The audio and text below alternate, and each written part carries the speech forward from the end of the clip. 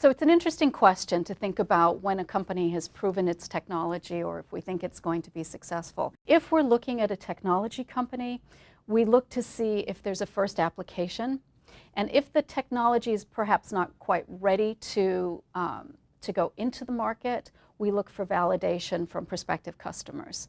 Customers that are smarter than we are about the application of the product, and we look for their endorsement. And if we see endorsement from a number of different prospective customers, then that's generally a signal to us that we should look seriously at the company. You know, one of the things that's difficult and frustrating working with startups sometimes is when they come in with a technology but not a business.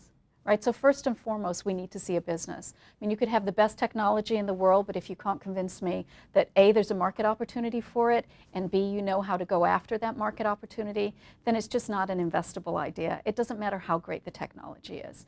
And so I think the two things, from my perspective, that I see most often that make me hit my head on the wall are companies that come in without a go-to-market strategy, where they have no idea how they're going to sell the product, or how they're going to make the industry aware of the product. We frequently see there's just the magic bullet that says viral marketing. Well, you know, what does that really realistically mean? And how do you measure that? And then the other piece is a fear of the financials. And so invariably, the first time I see an investor pitch, there's no financial slide that tries to project revenue and expenses. I mean, it's really important that you have an understanding of your business model, how you're going to price and sell the product that you make, and then what that's going to translate to in revenues and expenses over time.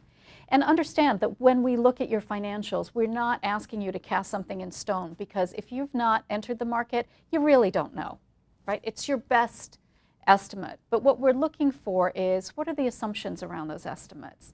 So that when we start to work with you, we can test whether those assumptions make sense or not.